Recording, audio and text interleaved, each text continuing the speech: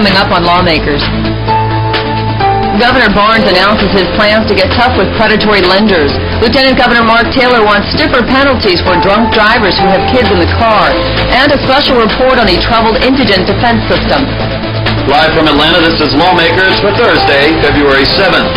Here are your hosts, Susan Hoffman and Gerald Bryant. Good evening, everybody. Also on tonight's broadcast, the House votes to give the DMV more time to create that proof of insurance database. And will some lawmakers succeed as fast breakers? We'll find out as the House Senate All-Stars take to the hardwood. But our lead story tonight, the governor takes on predatory lenders. Governor Roy Barnes is putting his considerable political clout behind efforts to stop predatory lending. Today, the governor unveiled legislation designed to crack down on unscrupulous lenders. This issue was a topic of frequent debate in last year's General Assembly, but lawmakers could not agree on the best way to protect Georgia consumers. Reporter Hamilton Northcutt joins us live from the Capitol with details of the governor's plan. Well, so-called predatory lenders typically target older people, the disabled, and low-income families. The governor's Fair Lending Act defines the term high-cost loan and puts restrictions on loans that meet that definition. Mortgage loans that have an interest rate of more than the U.S. Treasury yield, which is currently around 5%, plus an additional 10% today, which falls to 8% this October under a federal law, or that have points and fees of 7% or more of the total cost of the loan. The governor's bill also bans single premium credit life insurance, loan flipping, and balloon mortgages in high-cost loan situations. But the governor's top priority is putting a stop to hidden fees. What we've done is we've said, listen, let the free market, consistent with federal law, set the interest rate. But where the abuses occur here are in all these fees. So charge them a higher interest rate. Don't slip them the fee under the table and get them loaded up with all this junk fees. Now, there's a valid point for discount points, a valid place for discount points. When you're buying down the interest rate, so you have a cheaper interest rate over term, that's okay. And that's still going to be allowed under this act. But what this does is it really lets the interest rate float. That's the reason I say it's truth in lending. If you're going to charge them a higher interest, charge them in the interest rate so they know it. And Senator Vincent Ford, author of the predatory lending bill that failed last year, says the governor's plan is generally on the right track. There are elements to it that are very good. The issue of the prepayment penalties and limits on the balloon payments and all of those features, but indeed the devil's in the details, and this is such a technical kind of thing that we're going to have to look closely at it. At first blush, there are a lot of good things in it, but there are a couple of overarching issues that if you don't get right, all the rest of the prohibitions are immaterial. North Carolina was the first state in the nation to implement a predatory lending law. Governor Barnes met with North Carolina Governor Mike Easley last Saturday to get input on what works and what doesn't. Reporting live from the Capitol, I'm Hamilton Northcutt for Lawmakers. Hamilton, a question before you go. How much of a problem are these abusive mortgage loan practices? They are becoming more and more prevalent, not just in metro Atlanta, but throughout the state. Okay, thank you very much, Hamilton. Lieutenant Governor Mark Taylor today called on the General Assembly to stiffen the penalty for driving drunk with a child passenger. And Wandy Lawson is live at the Capitol with details on his proposal. And Wandy. Well, Susan, whether or not an accident results from driving under the influence, the Lieutenant Governor says that the drunk driver should face jail time, especially when there's a child in the car. He unveiled the legislation today, flanked by representatives from Mothers Against Drunk Driving and by Senator Donzella James, whom he called the greatest advocate in the General Assembly against drunk driving. Any person who is heedless enough of the life of a child to transport a child while driving drunk deserves nothing but the most severe of punishments. It's for these reasons that I have decided to move legislation that creates the offense of endangering a child while driving drunk. First-time conviction will be a misdemeanor of a high and aggravated nature. And if it happens again, the second offense would be a felony. I know how it feels to lose a child to a drunk driver, but I cannot imagine the pain of a mother or father who chose to drive drunk and it results in the death of a child and the destruction of their family.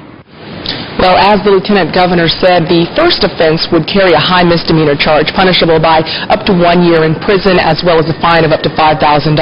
The second and any subsequent offenses would be charged as felonies, punishable by at least 1 year in prison. Reporting live from the Capitol, I'm Nwandi Lawson for Lawmakers. Nwandi, the bill applies to a felony charge to the second DUI offense. Do you know why the Lieutenant Governor did not opt to make it the first offense?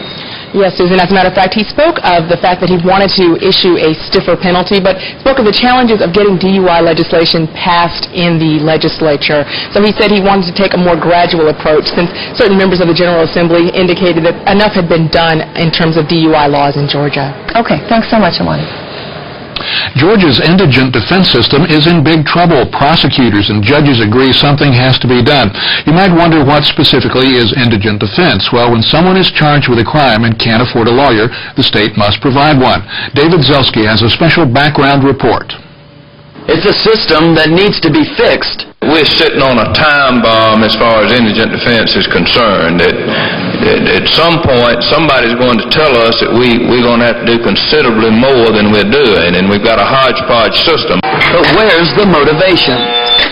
What I see is a system that's headed for trouble. The federal courts have told us that it's a state responsibility. And right now, the Georgia Indigent Defense Council, with a staff of 30 and limited funds, have to review 170,000 cases per year. We only want the right people going to prison.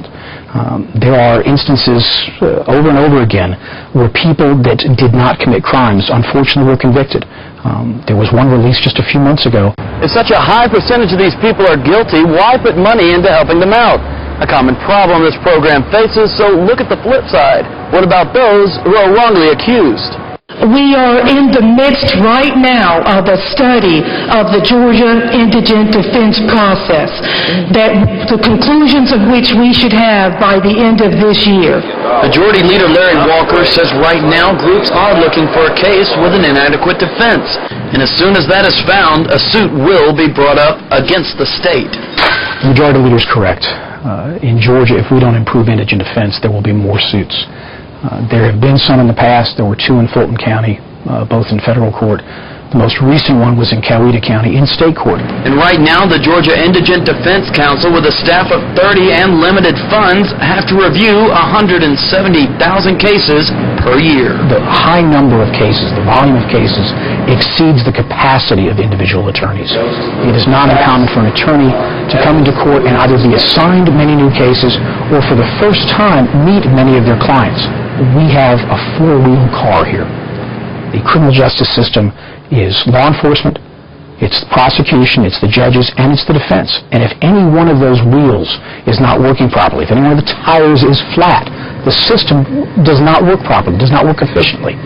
The lines for prosecution are stacking up, and all the weight is falling on the counties, a burden many believe will soon become a problem for the state. For Lawmakers, I'm David Zelski. Final note on this story, Director Shapiro believes this issue should take off soon after the 2002 elections. The House goes against the Senate and votes to give the Department of Motor Vehicle Safety more time to get its insurance database up and running. Department officials should have had the system available by January 1st, when current law kicked in, saying the database was the only legitimate proof of insurance for stopped motorists. The department did not make it. The House wanted to give the department until next February to get it ready. The Senate this July.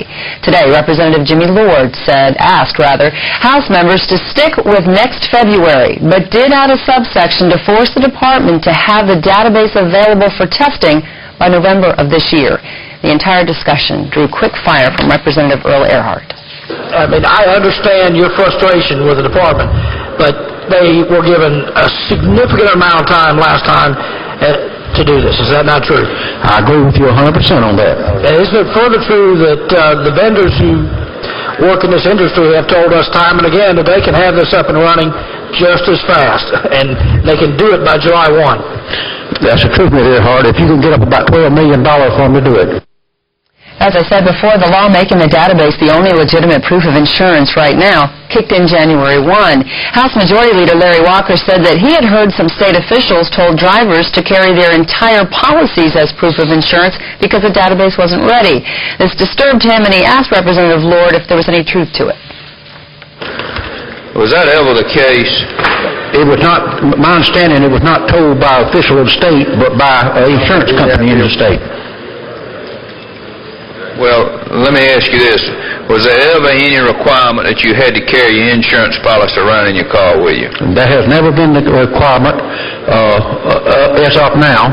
The only time that could possibly happen, and you don't have to carry it then, if you buy a new policy or a new car, and it didn't have time to get on the database, then you would have to carry it until it got on the database.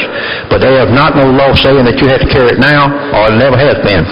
The truth of the matter is, we're in a period of time, and we're in it right now, where you don't have to have any kind of proof. Isn't that true? That's exactly right. Right now, they cannot make a case against nobody for not having proof of insurance. And they certainly don't have to carry the insurance policy around in the car with them, do they? No, sirree. They will not now and never have. Just a quick note, officials still recommend that you carry your insurance card in your car with you. In the end, though, the House did move the effective date for the database to kick in to next February. The vote on that was 169 to 1. It is going to go back to the Senate. And Tim Burgess is the Commissioner of State Department of Motor Vehicle Safety. He's joining us live from the Capitol. We'd have to ask you anyway, but since the House ruled on that today and voted on that today, your clarification on the issue of the database. It was supposed to be online. I know the department itself hasn't been up that long, but a number of lawmakers have indicated, some of them saying they have some expertise with computers, that the software could have been designed in a week and should have been up now. Why the delays? Well, I'm not sure I can explain the delays because this responsibility was formerly with the Department of Public Safety. When we took over in July, when the new department was formed, the database was not ready and not available for us to begin to develop ourselves or implement ourselves. So that's when we went to the General Assembly and said, it's not ready, it's not going to be ready, we're going to need some more time to develop this under the aegis of our new Department of Motor Vehicle Safety. There has been a lot of discussion about private contractors building and developing this database, but as you heard before, it's fairly expensive to do it that way, and at this point there's no money being appropriated to actually develop this, so we're proposing that we will do it with our own staff. It's just going to take a number of months to do it. Do you think it's reasonable to have the system ready for testing in November, as the House would like to see? Yes, I do. We had actually sat down with Representative Lord after the actions in the Senate last week and said, let's talk about a compromise that seems to make everybody feel like we're moving as quickly as we can, but at the same time allows us to develop it in a way that will afford the protections that we feel like need to be put into the system. So we feel like, yes, we can have the system operational for testing in November and have it ready for a cutover on a legal basis on February 1st. On to another issue that I'm sure drivers in Georgia are going to want to hear about. A couple of new driver service centers opening up, and the governor wants to open up even more. Yes, very exciting times for us. Obviously, the governor's proposed funding, and we hope it will make its way through the General Assembly. We were actually able to have been negotiating leases with or looking at various buildings across the metro area for a number of months, and now have two leases on two facilities, one in Cobb County, one in DeKalb. That we would hope to be able to open up here very soon. Any guesstimates on what impact it might have on lines? And I assume that obviously it's supposed to be shorter, but any idea on how much shorter? Hopefully very substantially so. I mean, the whole premise was we built 4 very large facilities in the metro area with 17 examiners in each. It's our projection that we will probably, these are all being staffed and developed to handle at least 500 customers a day. So that's a total of at least 2,000 customers every day once these 4 are opened that we're not now serving now in a much shorter period of time. Okay. Commissioner Burgess, we are out of time. Thanks for all the information, and thanks for joining us on Lawmakers. Good to see you. Also today, 2 political scientists rejected the state's claim that the new redistricting maps won't hinder black candidates. As testimony in the federal trial concluded, experts disputed the state's evidence that Georgia's African-American incumbents usually win re-election even when the black population is as small as 35%. It is now up to the 3-judge panel to consider whether the maps violate the 1965 Voting Rights Act. Their decision is expected in March and can be appealed to the Supreme Court. The Senate voted today to agree with House changes to the public breastfeeding bill. The House struck language in the Senate bill that required breastfeeding to be conducted in, quote, a discreet and modest way. Senator Donzella James, author of Senate Bill 221, agreed with that change. Senator Phil Gingrey, an OBGYN doctor, said he supports breastfeeding, but wanted the words discreet and modest left in the bill. The people of the state of Georgia would want women who are breastfeeding in public places, in restaurants, at a basketball game, at a high school, in a doctor's office. They would want this to be done in a modest and discreet way. Nobody is taking their blouses off or doing anything like that. This is a very modest, precious thing, and that language is not necessary. No other state in this nation has that language. So do you really want your wives or daughters to have to hide when breastfeeding your offspring? How is a mother to know what is modest and discreet? It was not described, and it was not given a definition in the law. Gingrey's amendment was defeated, and the Senate voted 41-3 to agree with the House amendment. That bill's headed to Governor Barnes. It was homeschool day at the Capitol today. Dozens of parents and students came out to spread the word that now, more than ever, Georgia parents are homeschooling. Lawmakers Jamie Cowan was there, and she has more. They are part of a select group. These children are homeschooled. Some are taught by their parents, while others learn from a certified teacher. Georgia's homeschool program requires that a parent must have a high school diploma to teach their own children. However, a college degree is mandatory when teaching other kids. Jody Hyde is one of those parents who believes she can give her children a better education by teaching them herself. I chose to homeschool my children because I believe that I could give them a better education. And, I don't condemn anybody else that, puts their child in the public school or Christian school. I believe that all parents should have the right to choose what type of education they want for their children. Homeschoolers only spend 4.5 hours per day in class and attend school 180 days a year. I have plenty of time at home, and it's very concentrated because you're there by yourself with your family, but you can concentrate on your work a lot better, I think. When you're done, you just move on to a different thing, and you're done, and you don't have to weigh down the class. Students are required to take standardized tests starting in the 3rd grade, and to graduate, they must either take the GED or get a diploma from their parents. Right now, there are over 25,000 kids being homeschooled in the state of Georgia, and supporters say those numbers are continuing to grow. As for the children, well, they say the best part is you get to work at your own pace. But you may also ask yourself, what about socialization skills? And what do these kids do for fun? Well, they say there's plenty of things to do. Baseball, basketball, church friends, neighborhood friends. So I got plenty of socialization. The homeschooling program was legalized in Georgia in 1994 and has continued to grow since then. For Lawmakers, I'm Jamie Cowan. The House moves to let local boards decide if students can bring phones and pagers to school. Today, the House passed House Bill 1044, as offered by Representative Kathy Ash. Members of the House, House Bill 1044 allows local school boards to make the decision about where and how telecommunication devices will be used in their schools. Currently, if you have a telecommunication device, state law says that you should be sent to an alternative program or an alternative school. This is a matter of local control, folks on local school boards making decisions in the best interest of their schools. If there are no questions, Mr. Speaker, I'll yield the well and ask for your favorable consideration of House Bill 1044. The bill passed easily, 161-0. It does go to the Senate. Just yesterday, a similar Senate bill passed out of the Senate Education Committee. It is moving towards the Senate floor. Of course, we'll keep you posted on both bills. Also today, Speaker of the House Tom Murphy says that he doesn't think the House will approve of a 2.5% pay raise for legislators that's in the proposed budget. A Republican press release criticized the plan to increase the lawmakers' salaries. House Appropriations Chairman Jerry Coleman is quoted as saying Democratic leaders had already decided not to vote for the raise and that Republicans were just looking for something to say. The legislation that's being called the Nanny Bill passed the Senate today. House Bill 68 is designed to streamline the tax process for people who hire domestic employees. What it does is makes it easier for people who have household workers in their tax payment. Now, we passed a federal law that Senator Cleland did to allow that the collection of this at the federal level would take place once a year. We were unable to change the state law. We're going to do that today with your support so that the law, instead of being collected quarterly, will be collected on an annual basis. Bill 68 passed without opposition. It goes to Governor Barnes. The House votes to extend the deer and bear hunting season by 1 week. Here is Representative Bob Lane explaining the changes.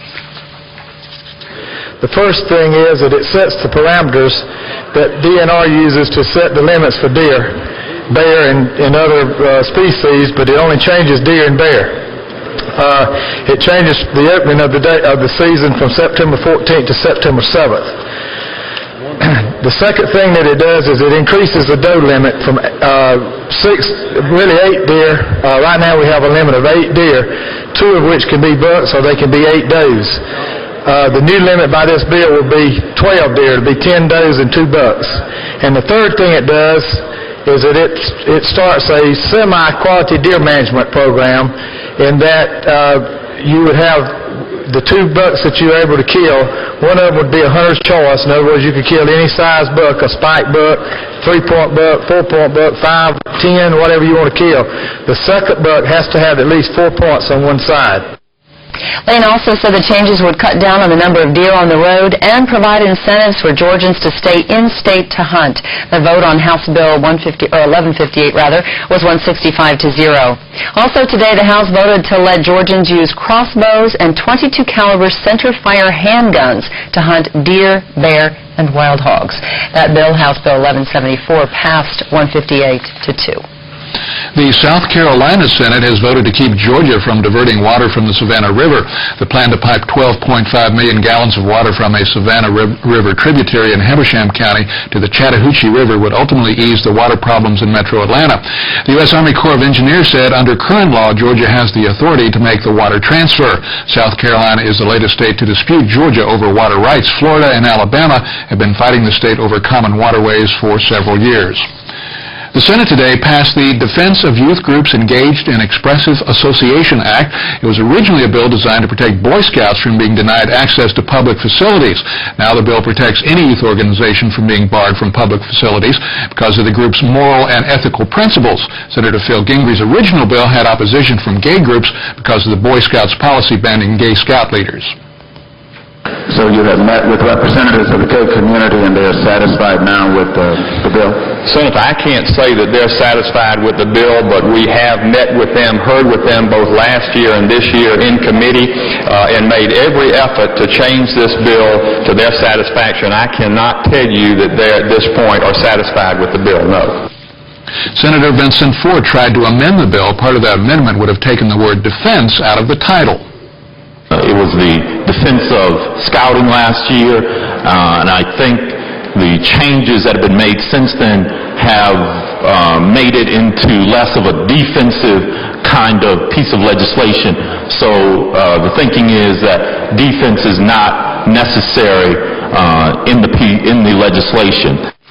Ford's amendment was opposed by Gingry and by Senator Don Balfour, who said defending youth groups was perfectly justifiable. And I have a problem with someone trying to take defense out. I mean, can you explain to me why defending youth should be offensive to the state Senate of Georgia? Senator, I cannot, and I agree with you completely. I'm glad you brought the question. I mean, this is what we're trying to do here, is defend youth groups engaged in expressive association. Ford's amendment was defeated. Senate Bill 191 passed by substitute and goes to the House. Girls from across the state gathered at the Capitol today to celebrate Girl Scouts Day. First Lady Marie Barnes and several female legislators were introduced into Girl Scout Troop 1912, an honorary troop which commemorates the year in which Girl Scouts first began. It gives young women like these that are standing here beside me an opportunity for leadership, for taking part in community in terms of improvements in the community, giving them a group of other young people that together they can form bonds that last for a lifetime. This year also marks the 90th anniversary of Girl Scouts. It was founded by Georgian Juliette Gordon Lowe. Members from the Youth Leadership Council of Georgia joined with the Court-Appointed Special Advocates, or CASA organization, for an event at the Capitol today. Lawmakers' Chrissy Knight has the story. Teenage foster youth from around Georgia gathered at the Capitol today for CASA and Foster Youth Day. The participants are members of the Youth Leadership Council. The event was hosted by CASA, or the Georgia Court-Appointed Special Advocate. Dwayne Hathaway is the Executive Director of the CASA organization of Georgia. CASA is a special trained volunteer that becomes a strong voice for a child that's been abused or neglected. First Lady Mary Barnes was among those at the event showing support for CASA. She is also an honorary chairperson for the organization. They do such wonderful work in supporting children who are in our foster care and have been neglected or have had violence in their lives. And I think it takes a community of support to break this cycle. One of the goals for the day was to inform legislators about the importance of endorsing the Foster Child Education Grant, which was recently proposed by Governor Barnes. This grant scholarship would provide funding for foster youth over the age of 21, which would help them complete their college education. Most kids will have to get a loan because DFACS only pays up to 21, and once 21 is over, they cut all funds off. So basically, we were trying to get more money to pay for the extra schooling that kids in foster care would need. Events for the day included a tour of the Capitol, where members of the Leadership Council witnessed a special House resolution. The day concluded with a luncheon at the Central Presbyterian Church. Reporting for Lawmakers, I'm Chrissy Knight. Now for something different, our top sports story of the day. The House Senate All-Stars face the Harlem Globetrotters legend team. David Selski will bring you the details and the unofficial score tomorrow, but here's a taste of what you can look forward to. As they took the court, the intensity rose. A rivalry that has withstood the test of time. The House, the Senate, joining forces to face the Globetrotter legend. And we are beating them. So there is a serious part to all that. There's a serious part to all that. We had great fun. I think it was a great time for us to come out and have some fun. But more importantly, we're kicking off the sport caucus. We just work with different sports councils, especially like the Chamber and the CAB and Atlanta and the metro area. And I think we'll be able to do some things to make sure we bring the kind of sporting events we want to the state of Georgia. We'll bring you scores and highlights on our show tomorrow.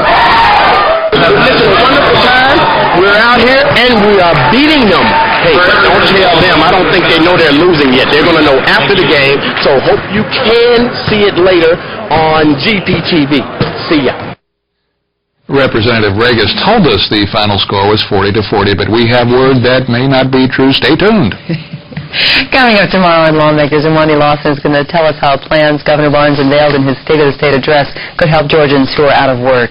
And we're going to have a weekly wrap-up for you of what has happened under the Gold Dome. For those of you with access to the Internet, you can watch Lawmakers online. Just visit our website at gpb.org. Lawmakers programs are streamed live, and then they are archived on our site every night that we're on the air. Also, stay tuned as Prep Sports Plus keeps you in the game in the world of Georgia's high school athletics. Prep Sports Plus is next here on GPTV. But they don't have that House Senate All-Star footage, so that's our broadcast for this, the 14th Legislative Day of the Georgia General Assembly. I'm Gerald Bryant. And I'm Susan Hoffman. From all of us here, good night.